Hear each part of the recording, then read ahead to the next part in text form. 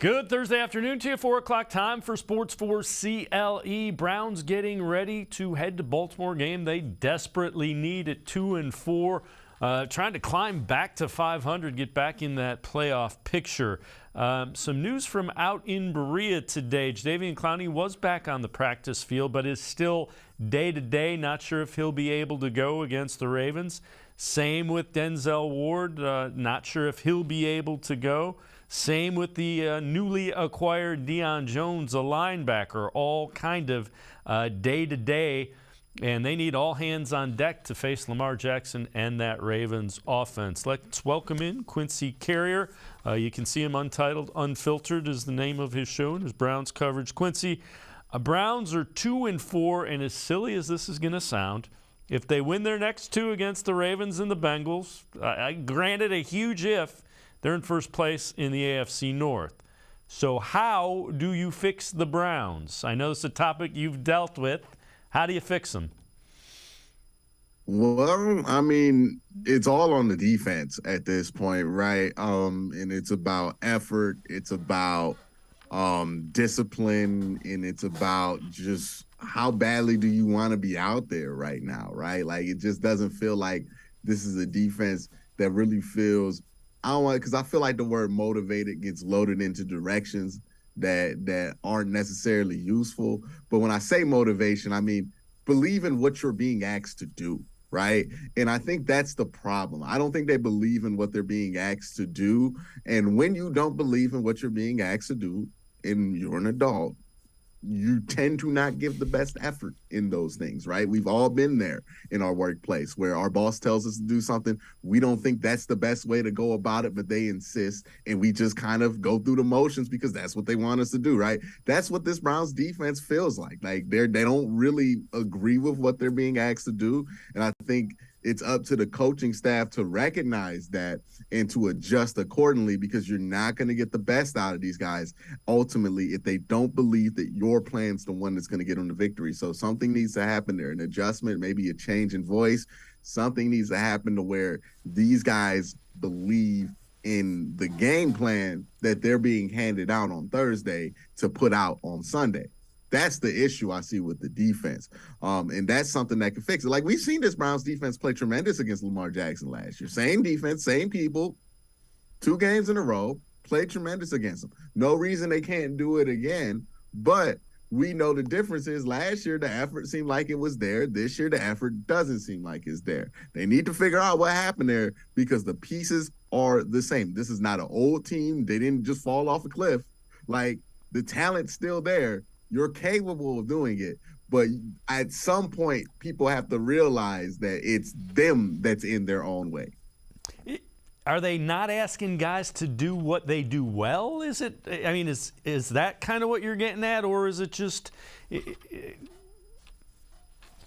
I think they're asking guys to do too much, or they're asking guys to do more than they did last year, and it's clogging things up, right? People don't know whether they're in the right spot or the right place at any given play. Every play where there's a breakdown, one guy thinks something that's supposed to go down, the other guy thinks something's supposed to go down, right?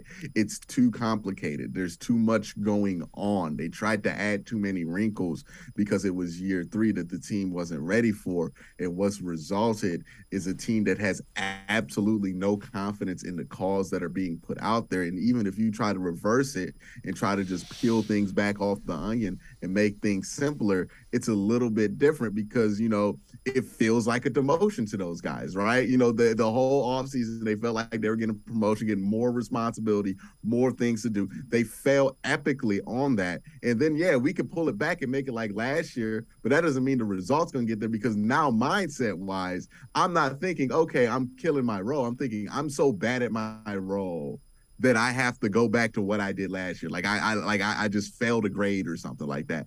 And you can tell that that's what this defense looks like. They just look demoralized by their inability to execute what they were supposed to and what they trained to do all year.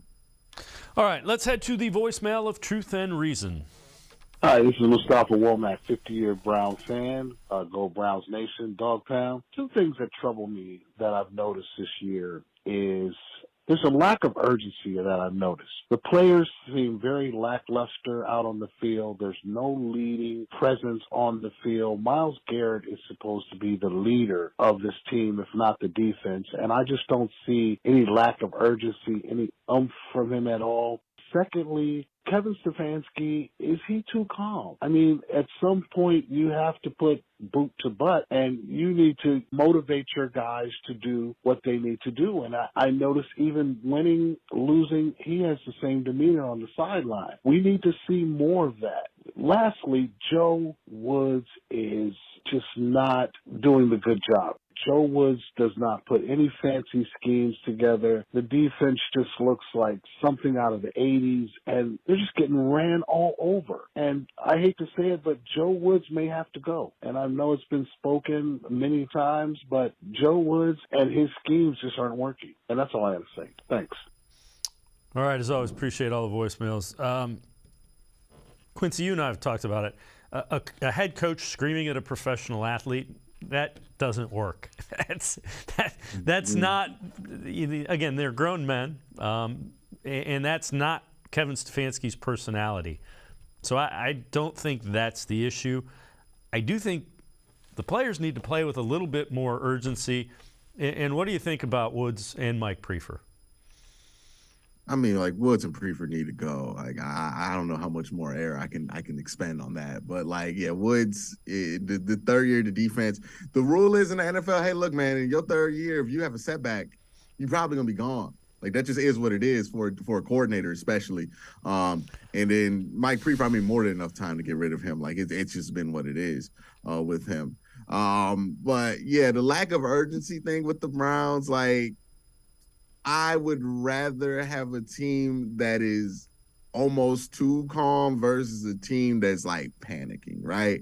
And you want to live a little bit in the middle there. I don't think it's Stefanski being too calm is the problem. I think the most important thing for Kevin Stefanski or any leader is that they stay true to who they are, because nothing will get you more exposed as a leader once you start acting like you're somebody you're not. Like, look at Russell Wilson and how that's went out for him in Denver, where people don't really want to follow him because they don't know what the real him is. Like, if this is who Kevin Stefanski is, if he's calm, he's not going to make himself a better coach by trying to be Greg Williams, right? Like, that's just not how that's going to work. People are going to see right through that. It's important that Kevin is who Kevin is. That being said, the calmness wouldn't bother people if the team executed at the level that they're expected to execute at. That's the issue, right? Is the execution on the field at the end of the day. When we need a play, can we get the play? Is everybody calm enough to make the play happen? And sometimes, they're just not that good. And that's the problem for him. So I don't know if it's necessarily anything fundamental with Stefanski. We know the problems with Joe Woods. We know the problem with Mike Prefer. And ultimately, this is going to be something that's going to reflect on Kevin Stefanski, because he didn't hire Prefer, but he did hire Joe Woods, and he is in charge of the coaches underneath him. So, he's going to be looked at more. He's going to be looked at with more of a scrutinous eye if he gets the chance to hire another defensive and special teams coordinator, because those will be true reflections of him, and he's already failed with one in Joe Woods. Well, let's see where this goes with that, because again, if he can't hire good coordinators, at some point we might have to let the whole thing go, but that's years down the line. All right, let's take a look at this. This is a chart from Timo Risky, evaluating edge rushers. So x-axis expected average raw pass rush grade, y-axis grade over expectation. The guy up at the top there is Myles Garrett, significantly better than anybody else, including Micah Parsons. Again, those are the analytics of it from Pro Football Focus, but that just shows you how he is grading out. Yeah, he's really good. I don't know why people keep acting like he's not really good. Myles is really good. And I get it. Sometimes it's hard to understand how pass rushers can affect the game when they're not necessarily making tackles all the time, right? But Myles Garrett has a profound impact on the game. The defense is completely different when Myles Garrett's in the game. And Myles Garrett does make big plays. I mean, he made a bunch of huge stops in that Chargers game. It's just unfortunate that we didn't highlight him because, they didn't win the game. right? Coming down the stretch against the Patriots when the Browns had that chance to get back in this game with the onside kick. Who made the big plays down the stretch? It was Myles Garrett. Too bad we don't remember it because we fumbled the onside kick and then fumbled the ball 2 times in a row. So, these things get forgotten when you lose, is my point, right? Myles has been there. Myles has made the big play. He's doing all he can do on defense, and he's doing it not healthy. I don't get the criticism of Myles Garrett, really. Like, I get it. Does he have some bad plays? Sure, but when we're talking about a dude being great like 97% of the time, and you want to focus on the 3% of the time, it's nitpicking at that point, right? Like, you're splitting hairs to find a flaw. There's no flaw. He's a really good player. All right, let's listen. Here's Joe Woods on where this defense is. I thought there'd be more continuity. Thought there'd be more things we could do at this point. Not that more means better, but we do have some young guys in there playing for us, at all 3 levels of the defense, and they're learning too. But I felt like we'd be further along, obviously, and like I said, there's a lot of things we're trying to clean up, and we just have to clean them up in a hurry. In games, like you see the scores, you see the yards, but it really comes down to like 3 or 4 plays. If you make a play, now you're not out there for the next 8 plays. You don't give those scores. And I just felt like we've been inconsistent in terms of executing the scheme, in terms of fundamentals. You saw that last week. For us, from a coaching standpoint, there's things, I know you guys asked the question, what are we doing more? There's things we want to do, but if you're not consistent and playing well, you're really trying to pull back until you can get that. And again, Quincy, the defense has been woefully inconsistent, and there's plenty of blame to go around. Yeah, but there's one guy you can fire that represents all the defense, and there's a bunch of dudes you can't really fire on the defense. Yeah, you're absolutely. That's how it works out. Yeah. That's how it works out, unfortunately, for Joe Woods. There's one guy who has the title of defensive coordinator. The defense is a title made up of like 12 dudes or 11 dudes, at least on the field at a time. So, yeah, it's just what's going to happen. He knows it. We know it. Everybody knows it. This is a defense that's bad enough to get you fired in the middle of the season, and it doesn't look like there's any solution, that's going to pop up unless these guys magically start to play better. And then we're talking about this week 7. Like, it's deep into the season. We still talk about, hey, man, they're knocking off rust or something, or we got young guys out there, right? Like, it's too deep in the season to think that that's just going to click at some point, right? And he sees it, we see it, everybody sees it. This is a defense that can get you fired. And, and for Joe Woods, this is much deeper than just getting fired. You know how hard it was for him to get a defensive coordinator job before this? Like, it's going to be so much harder for him to get even close to back up here. I'm pretty sure he's somebody who aspired to be a defense head coach somewhere, so I can see why he's even deflated, because now he knows, man, he's going to have to go back to being a position coach somewhere, going to have to climb back up the ladder and then see if he can get another opportunity again. It's deflating for everybody. It really is. Nobody wanted to be here. Everybody on that defensive side of the ball had the intention to be the best defense in the NFL. And it turns out that this is the worst defense in the NFL. That's not where you want to be. And everybody knows when you have a disappointment that big, somebody usually goes. And he knows it's probably him. Quincy Carey and I are going to step aside, take another timeout, other side of the break. We'll hear from some more Browns about defense, as well as some of the challenges they'll face against the Ravens. Sports4CLE will be right back. Stay with us. The Ohio Lottery Partners in Education program recognizes role model students and teachers from across Ohio. Nominations can now be done completely online. To nominate a deserving teacher or student, go to OhioLottery.com. In the About section, find Partners in Education. There you will find links to the nomination forms. Students kindergarten through 12th grade can be academic all-stars. Teachers can be honored as a Teacher of the Month. The Ohio Lottery, Partners in Education, where stars shine. The Greater Cleveland Sports Hall of Fame celebrates the star athletes and notable sports figures who were born or have made their home in Greater Cleveland. It tells the story of discipline, commitment, perseverance, sportsmanship, and excellence in achievement. It encourages and inspires those who believe in sport and its direct impact on the well-being of our community. Go to clevelandsportshall.com or follow us on Twitter at GCLE Sports HOF for more details.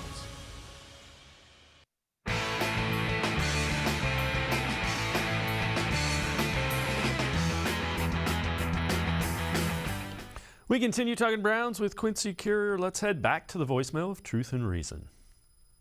Hey, Truth and Reason. This is David calling in from Germany. Love your show. Hey, this is my question. In the history of football in America, from just the very beginning until now, do you think there's ever been a coach that's done less with more than Kevin Stefanski? I just have to believe that someone like Bill Belichick, if he had this much talent that the Browns have, that he would have already qualified for a first-round bye in the AFC this year. So I just don't think anyone has done less with more than Kevin Stefanski. But I want to hear your thoughts. Thanks a lot. Bye. As always, appreciate all the voicemails. Hey, Quincy, I don't know about that. I mean, maybe we overestimated what the roster was for the Browns. Did this dude, was he not around for 2019? Like, what? I mean, like, it's one thing to say that, like, in the history of football in America, there's never been a coach that's done less than with more than Kevin. There have been some teams, buddy, but we don't even have to go outside the Browns to find one. 2 years, the 2019 season. What are we talking about? What is this? All right, man. Less than more. I mean, like, look, can you argue? Also, this is just another layer. The expectation for this team, for this 11-game stretch, was to go 500. Yeah. Yep. Right? Yep. What are we talking about? Like the expectations go 500. They're under 500 right now. That is not some colossal collapse. This is like slightly underperforming expectations. But it's not like in the history of football you've done more. He has Jacoby Brissett as his quarterback, and he has a top 7 offense. That is not doing less with more. That's doing more with less. What are we on? Like, I just a bit dramatic there, Carla. I would just say that one was a bit dramatic, you know? Yep, I would agree. All right, so Lamar Jackson is a challenge for the Browns. John Johnson talked about playing against that guy at quarterback. He's just a dynamic guy with the ball. He's been that way probably his whole life. Every level he's dominated with the ball in his hand, and that's running and passing. And I just think he's, one of one in this league. Very elusive, very sudden. I just think you got to have 11 guys running to the ball to contain him. He has 13 touchdown passes. I think he leads in rushing. So how difficult is it to, not move up to maybe tackle him on the run and then he throws the ball over your head? How do you? Yeah, definitely at the safety position, you just got to play everything true. Like I said, he's been throwing it well too. It's not like you could just run down to the ball, but once the ball passes the line of scrimmage, like I said, it got to be all 11, to stop him. But you definitely got to play it true. He's not one of those guys where you can just forget about the pass because he will throw it deep too. Quincy, they played well against him last year, but the way this defense is playing, a lot of concern about Lamar Jackson coming up Sunday. Yeah, I mean, like, if we look at the Atlanta game where they were running a lot of that pistol set, RPO, read option stuff, that's really what killed them in the fourth quarter. The Ravens do that, and they've been doing it much longer than the Atlanta Falcons, so they have a much more advanced version of that. And then it's also Lamar Jackson running that ball, not Marcus Mariota. No disrespect to Marcus Mariota, who can run the ball quite well. Lamar Jackson is a whole nother monster when it comes to that. So, yeah, it is a concern. Look, the good news is that you did something against it last year, and it's not like anything's different from last year to this year when it comes to this defense. It is the same defense. But the problem is that you stink right now. And last year, you didn't stink. So whatever's got the stinky going on got to stop. And I don't know if we got enough nose plugs to plug the stinky. Like, that's the problem. They just stink right now. They could play better at any moment. They really could. It's not the talent. It's just them. They stink. And it's like, at any point, they could play better. But, like, I got to trust that to be able here to predict it. And yeah, until they prove that they don't stink no more, they stink. Like, it just is what it is.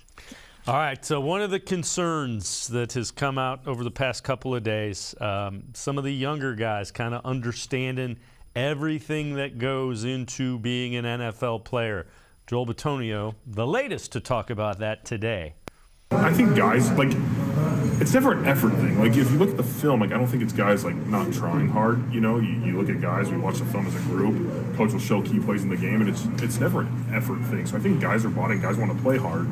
But some guys might not understand, like, what it takes to play at this level, you know? How much film you have to put in, how much extra time you have to put in, and that's everybody's job on the team, coaches, players, to get them to understand that. And so we're working through that, and we're making sure guys know, like, hey, this is your job. You know, this is the NFL.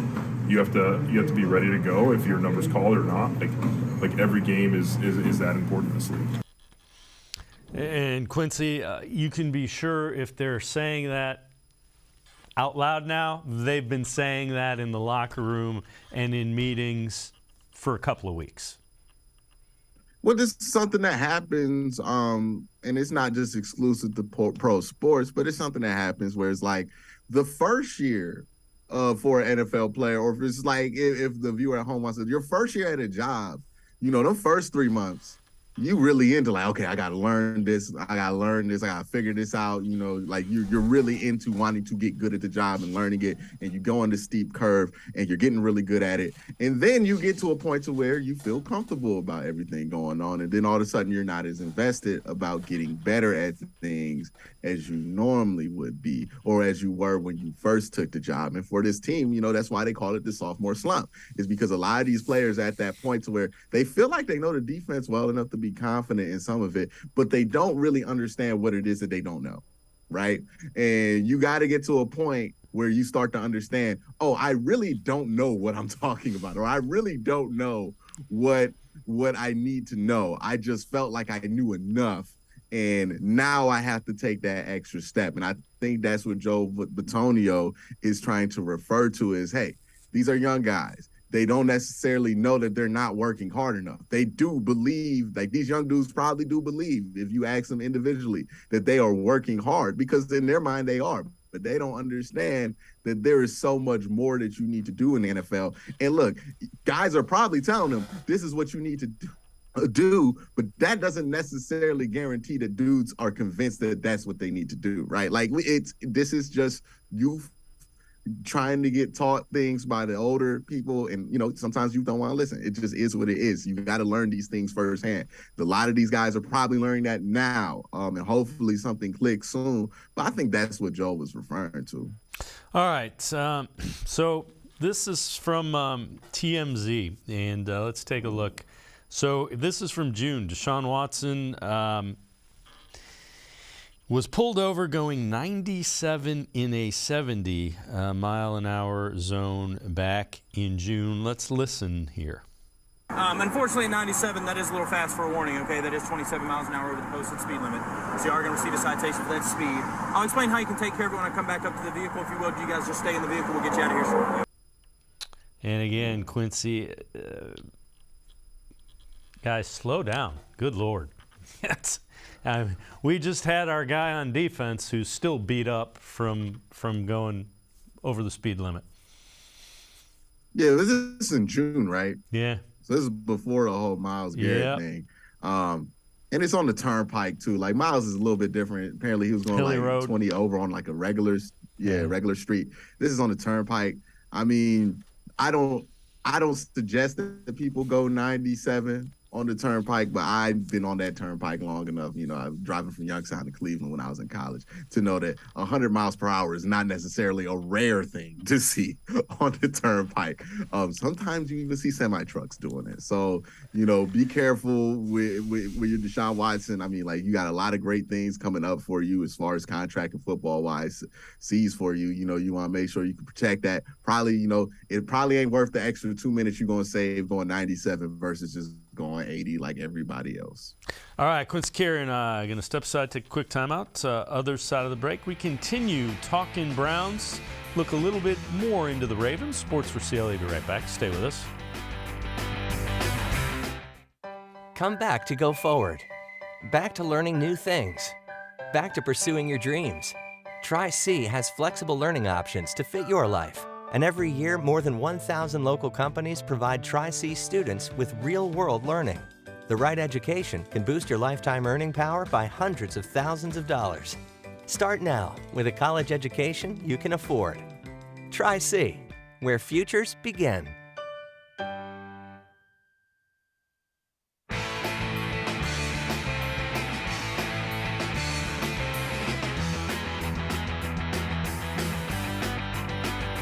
We continue talking Browns with Quincy Carrier, host of Untitled, Unfiltered Browns coverage. All right, Quincy, I know you've addressed this on your show. When do you think the Browns will have a quote-unquote winning culture? This is something that, like, I feel like fans, like, they want, like, within the first year of a coach tenure or, like, in the second year of a coach's tenure. But the reality is this thing takes forever to build. You can't just walk in day one. If Bill Belichick walked into any other team that's not the New England Patriots, he's not going to have a winning culture on day one or year 2 or year 3. This is something that takes like 5 years to develop, and it takes 5 years of sustained success to develop. Let's talk about the Buffalo Bills. They've had a pretty strong culture shift, we can all agree, and it looks like they're finally turning the corner from being upstart team to team that wins games in situations that you think that good teams should, right? They just got that last-minute victory over the Chiefs. They won it by picking off Patrick Mahomes. How did they get to this point? How long did it take them? Well, the Bills, I don't believe, have missed the playoffs since 2018.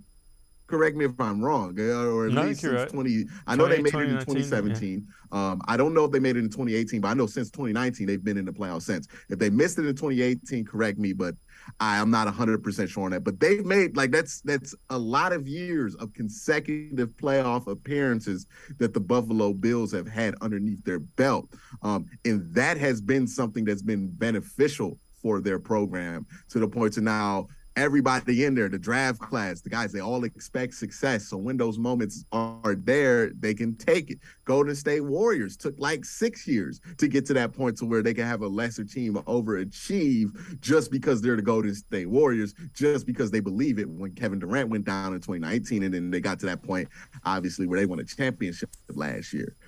Winning culture takes forever to build. It does. And the truth about it is, for Kevin Stefanski, it might not happen for whoever the coach is for the Browns if Kevin's not here, which I believe Kevin will be here. But it would take probably the length of this Deshaun Watson contract to get it. You know what I mean? The winning culture thing is not something that happens overnight. That's why there are teams like the Jaguars that can go to the AFC Championship game one year and poof, gone out the way after that, right? Winning cultures take years to build. You need years of sustained success for people to get the stigma of what you were before out the way. I think some fans want it to be done in 3 years. 3 years is not, even if you went to the playoffs 3 straight years, that is not enough time to build a winning culture. You need years on top of years on top of years, and it's going to be frustrating because there's going to be some wins you can't get over the hump with, right? You know, this has happened with college programs. It's happened with Ohio State, where they just could not beat Clemson for however long. And they finally beat Clemson. They lose to Alabama in the national championship game. It takes years to build that winning culture. It's not going to happen overnight for this team. And even if you get rid of Kevin Stefanski, all you're doing is really resetting the clock and also getting rid of one of the better offensive minds in football. So I don't know if that's helpful to building that winning culture. Winning culture takes years to sustain success. Fact is, you need luck to get to that level. You need good players, and you need good coaching. It's all three that come together to get that. And the Browns just haven't had good luck, especially. But, you know, also some of the players haven't lived up to expectations.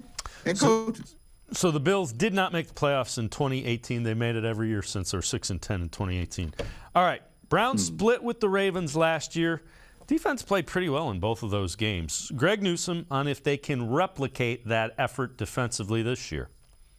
Yeah, we could definitely replicate it. I think, once again, it just comes down to having that sense of urgency. And And once again, it's just doing your job. Like, if you have contained, make sure you stay contained, keep him in the pocket as best as you can. There's obviously going to be some breakdowns where he gets out of the pocket because he's a great quarterback. So it's going to be times he makes plays, but the goal is to, like, minimize those, big plays that he has. So when everyone just does their job, I think we can compete with any team in this league. I feel like we can cover. We have, extreme great matchups across the board. It's just we have to, stick true to just doing our job every single play for, 60 minutes. That's what it comes down to. Yeah, 60 minutes there is key as well. This defense just has struggled to put it all together. I mean, like, it's hard to say even put it all together. Sometimes they're not putting anything together. So, it's been something for this defense that they need to fix. Hopefully they get things fixed up. Like, I'm hopeful. I want to be wrong about this defense. I don't want them to stink anymore. I would love to just be proud of what I watch on this defense. But they need a lot of growth, a lot of development, a lot of mistakes to not be made in order to get to where they want to get. Yeah. Ravens have had double-figure leads in all 6 of their games. They're 3-3 coming in. They're coming off a loss to the New York Giants last week. Lamar Jackson asked about the attitude of the Ravens locker room. Attitude, we pissed off about losing. Everyone is, our fans pissed off, all of us pissed off. But at the same time, we can't dwell on it. We got to move on, get focused on the Browns. And the young guys, they dialed in as well. Everybody focusing up. You just ready to go out there and put on the show, because we so mad. Real talk. Lamar, you're a guy who's so competitive and wants to win so badly. How tough is it to balance kind of trying to make a play in a clutch situation and doing too much?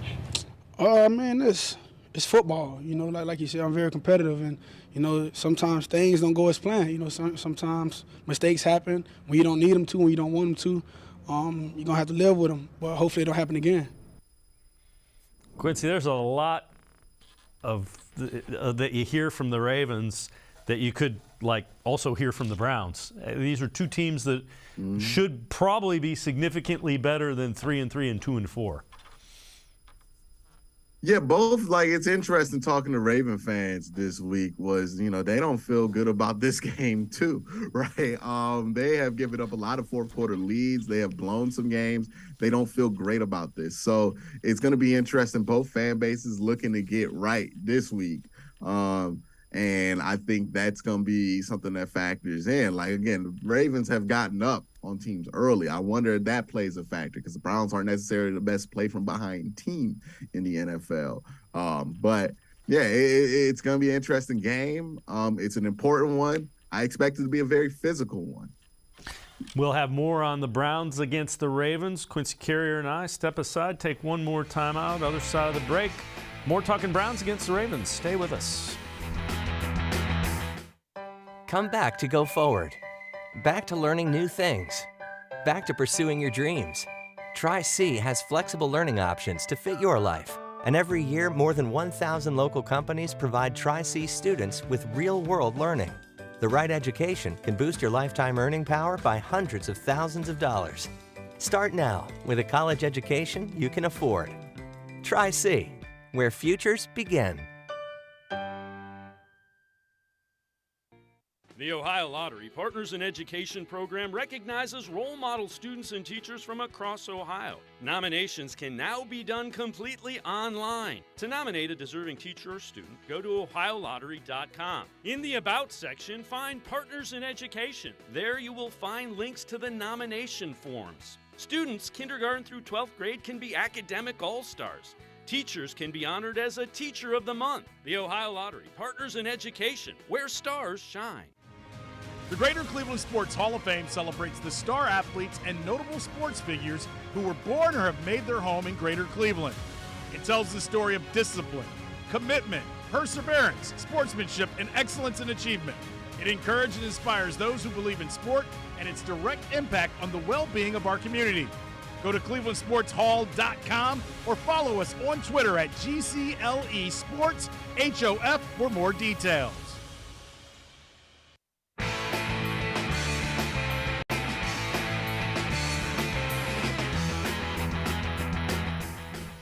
We continue talking Browns with Quincy Carrier, untitled and unfiltered host of Browns coverage on YouTube. Let's head back to the voicemail of Truth and Reason. Hi, my name is Danielle Dvorsky. I've been a big fan of Cleveland sports fans since the 70s. I love them all. I'm really proud of the Guardians, and I think the Cavs are going to be really something to watch out for this year as well. I love my Brownies. I just wish they'd get their act together. There's no reason for all these unnecessary distractions. And I just wish everyone would just start acting the way they need to act, because we could still, do something. It's just everyone's just got to, want to do it. So I just want to let you know I love your show. I watch it all the time. And I just hope you guys have a good day. Thanks. Bye. As always, appreciate all of the voicemails. Quincy, the reality of it is these next two games need to be wins. If not, the mountain gets an awful lot steeper.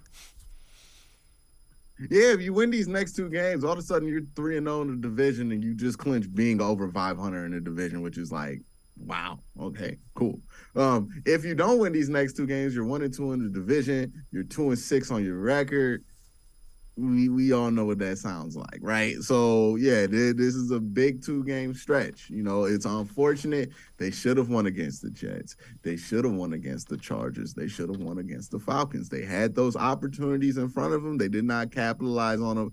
This is why in the NFL, we say there's not much difference between a 6-win team and a 10-win team, because we're seeing it right now. The Browns are 2 games away from being another 10-win team in the NFL. They're 2 wins away from being another 6-win team, being on track to be a 6-win team, right? These are the margins that are so thin in the NFL, and why you can't count any team out any week, and that includes the Browns, for and against. Yeah, without question. All right. Let's take a look at the team metrics chart. This is from Pro Football Focus. Browns against the Ravens coming up. You see the power ranking overall. Ravens 10th, Browns 17th. Defensive power ranking. The Ravens 29th and the Browns 8th, which is a little bit of a head-scratcher. The offensive power rankings, again, Browns 13th, Ravens 24th. Strength of schedule, the Browns have played one of the easiest schedules. The Ravens played one of the toughest. And you see the Ravens a little bit lower than you might expect from that. Let's take a look at the quarterback rankings now as well. Same thing. Pretty similar as far as Pro Football Focus grade. Passer ranking, Lamar Jackson's a little bit higher. Under pressure, he's doing a lot better. You see the big-time throws. He's been doing very well at that. And the overall power ranking pretty substantially different, as Jackson's 5th and Brissett 26th. You know what? When I look at that, I think if Kevin Stefanski looked back at it, he probably asked Jacoby Brissett to do some things that he wishes he hadn't against the Patriots. I mean, you know what Jacoby Brissett does. You know what he does well. Don't ask him to try to do those other things if you can avoid it. And I think he got into asking him to do some things you didn't want to do earlier in that game against the Patriots. Well, we have to look at how it got to that point, too. And my argument is the defense was never supposed to be this bad. Yeah. And since the defense is bad, now you have to ask more out of Jacoby Brissett, right? Because now, going into the season, we were fairly confident. 24 points can win us a lot of football games. The Browns have averaged around 28 points a game. We should win a lot of these football games, right? But we haven't, because the defense has been so bad. Now we got to get that point total up more. And Jacoby Brissett's not the guy to get you 30. You pay guys $30, $40 million a year to get you above 30 points a game 3 times out of 7. So that is, I think the biggest issue is, look, they're not asking for Jacoby Brissett to do more because they think it's cute to ask Jacoby Brissett to do more. They're asking him to do more because now they need to score point totals in which you need a more efficient and a more aggressive passing attack to win games. That's just the thing. Like Nick Chubb running and us scoring a cool 24 to 28 points, it's not enough because our defense is not good enough to play that way. So now if they want to win games, if the defense is going to play like this, we need to air it out. And that's not going to be playing to our strengths. So, again, the defense not being good throws off more than just the defense. It starts to throw off the entire game plan for the entire team because we can't trust one side to do its job. All right, let's take a look at some Ravens that did not practice today. So some players back. Duvernay, deep threat, did practice, and you see Campbell, Cleveland on the line. So 4 guys that did not practice again. Mark Andrews, knee, tight end, that's important. J.K. Dobbins, who had to not play in the second half because his, surgically repaired knee acting up, and cornerback Marcus Peters. So those are 4 guys that the Ravens unable to go, and again, not sure if they'll be able to play. That's important. What do we need to know about the Ravens? You always let us know that on Thursdays. Things that you think we need to know about the Ravens coming up, Quincy. Yeah, Devin Duvernay is not somebody I would sleep on. He has a lot of touchdowns this year. He's being used in kind of a Deebo Samuel capacity for this Ravens team. And when you talk about a team that's going to run as much misdirection as the Ravens are going to do, he's going to be a big part of that. He's their end-around guy. Sometimes they line him up in the backfield and just straight up run the ball with him. He is a big part of that offense, especially if Rashad, what their first-round pick from last year is not out there. So Rashad Bateman. Yeah, so they have options out there offensively. The thing you also need to know is that the rest of the wide receivers, they stinky, for the Ravens. Like, they're not good. They don't really have much outside of it. They got Rashad Bateman, they got Devin Duvernay. They don't really have much else outside of that. I mean, DeMarcus Robinson was somebody who got cut from the Raiders. The offensive line has been shaky for this team, and while we do associate the Ravens with a great rushing attack, while we do associate Lamar Jackson as a great runner, not exactly what they've been this year. They have not been a great running team, and Lamar Jackson has not been as eager to run the ball as much this year, especially out those design runs. So that is also something to watch. Are they going to use the obvious strength here, which is just the RPO, the running the ball, that kind of a thing, or are they going to try to play the other strengths and throw the ball? That's been Baltimore's biggest problem, is that they'd rather throw than run at this point of the year, and it's really hurting them. So I'm wondering if that's going to be the wake-up plan this week, or if this is going to be another example of why they need to stop doing that. Either way, that's the big thing for them. The Ravens defense are pretty good, solid in the middle, but they're not really big on the edges. So I think Nick Chubb will be able to do what he has to do. I think this offense will be able to do what they need to do. The question is going to be on the defense. And part of the defense's equation is, hey, are the Ravens going to be who we expect the Ravens to be? But the truth is, outside of 2 games this year, Ravens have not been who the Ravens expected to be. So the other thing to keep in mind, Lamar Jackson has had some hip issues. He's had he did not participate fully in practice yesterday because of a hip issue. So he's not 100%. He's a little banged up, and again, that's something just to monitor. Yeah, it's definitely something to monitor with him. And again, contract year, he kind of understands there's not a lot of security if he takes a catastrophic injury this year.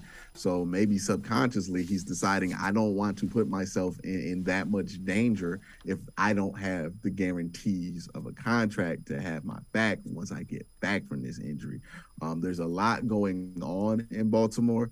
And again, we're talking about Baltimore as if they're going to be who we expect them to be. But that's the big thing with Baltimore. They have not been who people expect Baltimore to be for most of the year, especially in the fourth quarter. Quincy Carrier, is always great stuff. Appreciate it. Thanks very much for the time and the insight, Quincy. No problem, Dave. You have a great day. All right, Quincy Carrier. Make sure you check out Unfiltered and Untitled, Quincy's Brown Show, Untitled and Unfiltered.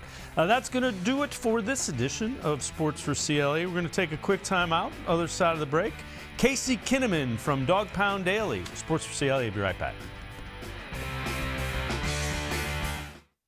Come back to go forward. Back to learning new things. Back to pursuing your dreams.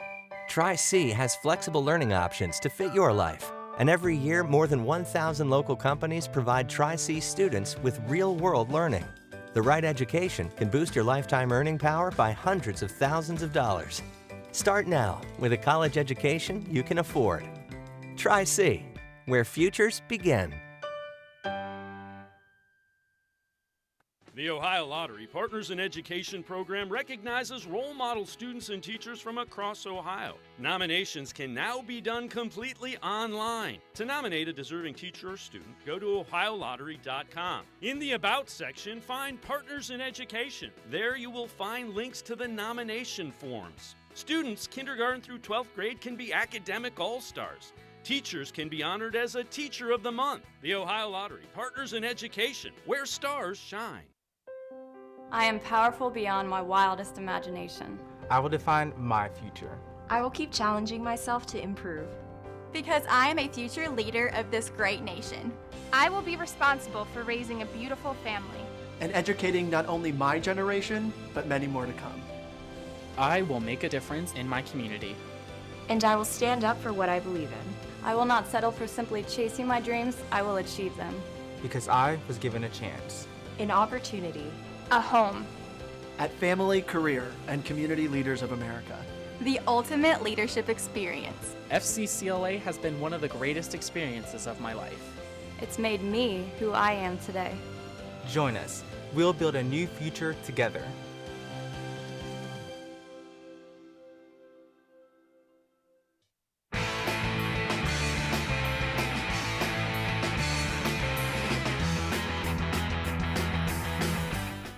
We continue talking Browns here on Sports4CLE. Chris Sims, Mike Florio talk about the state of the Browns as they sit here at 2-4. Cleveland's a team that's sitting there at 2-4? Really should not be 2-4. Crucial mistakes and big moments, bad managing of the football game.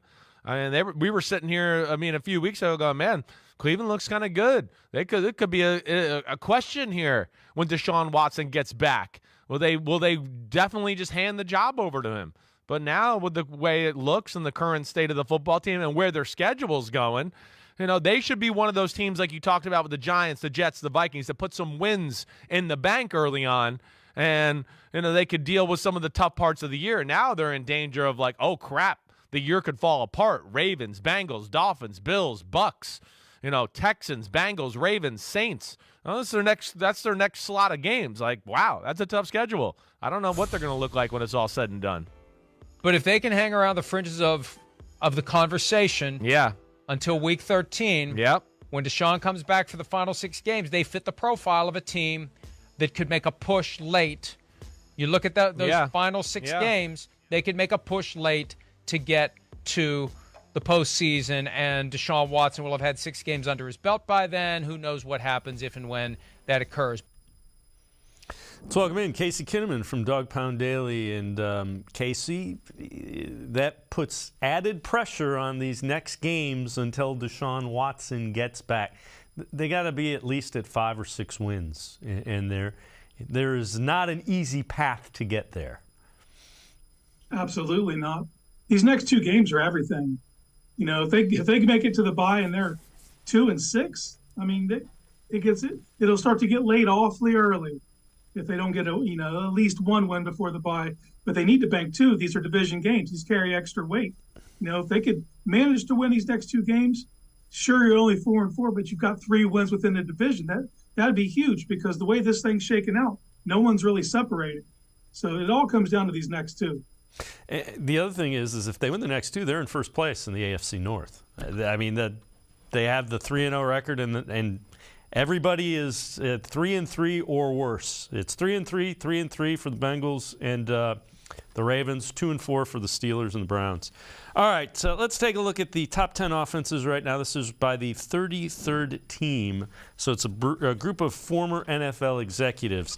So the Ravens are currently ranked the 6th best offense. Browns check in at 10 with their backup quarterback. That doesn't take into account, Deshaun Watson's coming back. That's offenses right now. So the offense is doing its job. The question is, can that defense get it turned around? This is exactly the opposite of what we thought we were looking at coming into the year. We thought the defense is going to buoy the team, and the offense is just going to chug along and do just enough. Well, the offense, except for last week, of course, has done enough to win every game they've been in. And but offense across the league is down this year. You know, the Browns scored 24.7 points per game, which is good enough for 7th in the league. Last year, they'd be 15th in the league with that same number. You know, and if you think about it, the explosive plays are down because defenses are going to that double high shell, and it's just eliminating a lot of deep stuff. Well, the Browns offense isn't predicated on deep shots. They're playing the same offense they played last year, what you would call like a phone booth offense. They're perpetually in the red zone, but the Browns are built to win that way. So, you know, they can maintain this. This is something that you can just continue, but you have to factor in now that Bill Belichick did what he did last week and put what he did on tape. Other teams are going to try to mimic that. So at some point, Jacoby Brissett's going to have to put a little more on himself just to get teams to back off a little bit so the Browns can continue running the ball through Nick Chubb.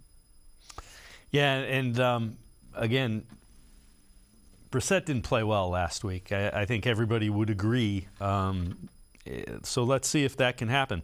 This is from CBSSports.com. 13 trades that make sense. They have the Browns acquiring defensive end Frank Clark for a 2023 fifth-round pick. Browns already have a pair of big-name rushers, Myles Garrett, Jadeveon Clowney. Both starters have been banged up. Their defense badly needs reinforcements, and they have money to spend. They do note that Clark is a Cleveland guy, played at Glenville High School. I'm old enough that I remember him playing for Glenville High School. If he played defensive tackle, I think I'd be all in on that. Right now, they need big guys in the middle that are going to eat up bodies and keep linebackers clean. Yeah, that's what they needed throughout the entire offseason, and here we are still talking about it, but that's a definite need. I wouldn't be opposed to the Browns getting some supplemental edge help, but I don't think the fifth-round pick for Frank Clark sounds good, but then you start to factor in the money. Right. And he has an out next year that's like $9 million of dead cap. I just don't see the Browns taking that route with all the contracts they have coming up next year. But they definitely need help. They went and got Chase Winovich to be a guy that could come in and spell Clowney and Garrett and give some pass rush. Even Stephen Weatherly is another guy that we've kind of forgotten about because he's on the IR, but brought in for that same role. So now what they're left with is Isaac Rochelle and a couple of rookies. Now, those rookies are trying, but they're only rookies. To expect a lot out of them is crazy. And Rochelle, let's be honest, he was cut here once. Every other team had an option to pick him up off waivers and didn't. What does that tell you? You know, and he's a guy who's giving you serious minutes right now. So they could use some edge help. I just don't think it's going to come in the form of a trade for a big contract. Yeah, I would agree. You know, you've got, you know, the Watson one that's going to hit, and you've got a couple other ones that are structured to come onto the books next year. Casey Kinnamon and I are going to take one more time out. Other side of the break, we will hear from John Harbaugh a little bit about the Browns. Also take a deeper look at that Browns-Ravens matchup. Sports4CLE will be right back. Stay with us. The Ohio Lottery Partners in Education program recognizes role model students and teachers from across Ohio. Nominations can now be done completely online. To nominate a deserving teacher or student, go to ohiolottery.com. In the About section, find Partners in Education. There you will find links to the nomination forms. Students, kindergarten through 12th grade, can be academic all-stars. Teachers can be honored as a Teacher of the Month. The Ohio Lottery Partners in Education, where stars shine. The Greater Cleveland Sports Hall of Fame celebrates the star athletes and notable sports figures who were born or have made their home in Greater Cleveland. It tells the story of discipline, commitment, perseverance, sportsmanship, and excellence in achievement. It encourages and inspires those who believe in sport and its direct impact on the well-being of our community. Go to clevelandsportshall.com or follow us on Twitter at GCLE Sports HOF for more details.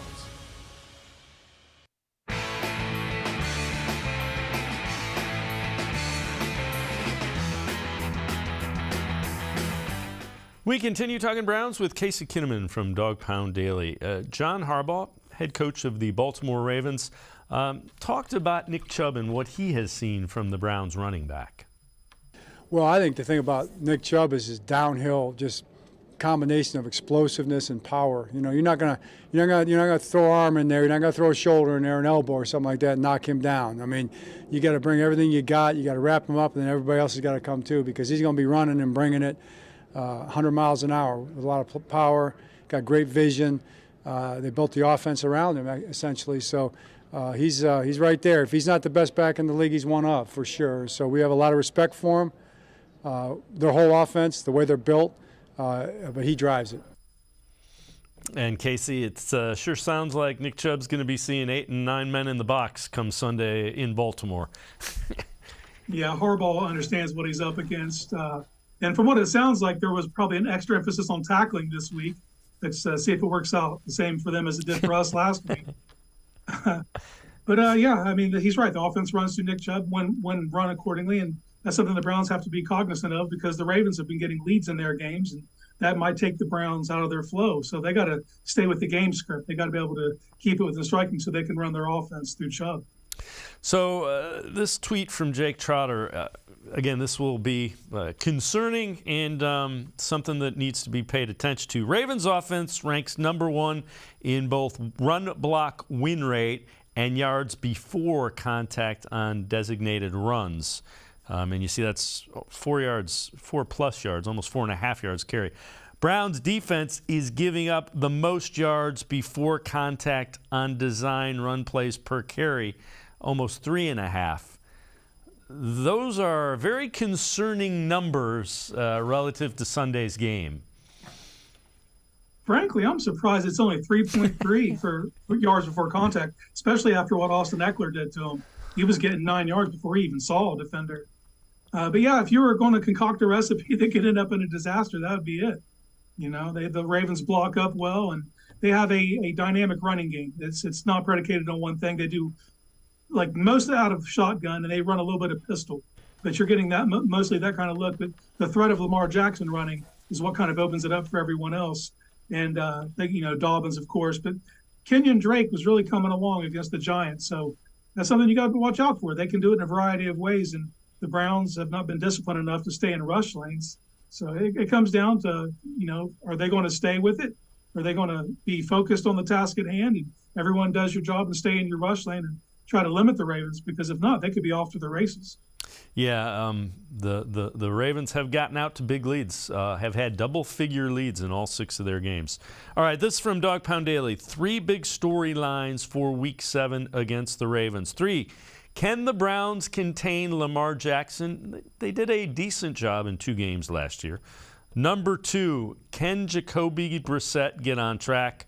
That's going to be huge because you can be sure the Ravens are going to try to make Jacoby Brissett beat them. And number 1, can the Browns establish the run game? Those 3 will decide who wins this football game without question. Yeah, number 3, the answer is I don't know if the Browns can contain or limit Lamar Jackson. Like you said, they did do a decent job of it last year. They turned him over 4 times in one game. The other game, they actually got him out of the game, got pressure to him and he hurt his ankle. But as we've seen, this isn't last year's defense, so only time will tell. I'd say one huge key to limiting Lamar Jackson is taking away the middle of the field. He excels there throwing the ball. He has a really good connection with Mark Andrews. So I would say if you can try to funnel everything and make him beat you outside the numbers, it gives you a much better chance. And as far as Jacoby getting on track, I think that's really dependent on the first question, which would be getting the run game going. Everything kind of runs through that. With Brissett, though, I would say if you get him a couple easy completions early on, I don't like after that first interception in the New England game, it just really never felt like he was all the way back. Like, he kind of played skittish out there. And that's not what we've seen through the first 5 games.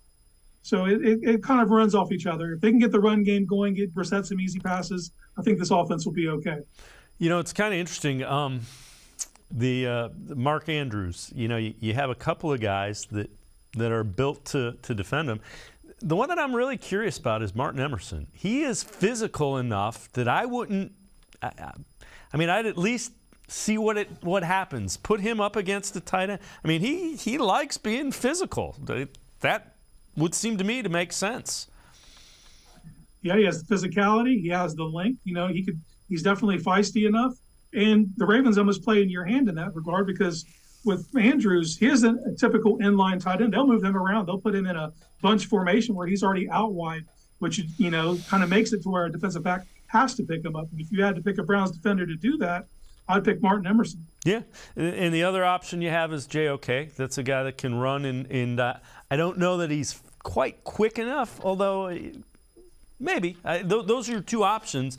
But, Andrews, he showed up in both those games in critical moments last year. He shows up in every game. If you watch a Ravens game, man, Mark Andrews, he's a beast, and him and Lamar have a really good connection, and he's basically an extension of the run game. How easy they can get the ball to him. He's physical. It's demoralizing. He's huge, and he always seems to be open down the field. And in the big situations, Lamar's going to look to him. So there has to be an extra emphasis on keeping him as covered as possible. You're not going to stop that connection, but if you can break it up a few times, it could go a long way.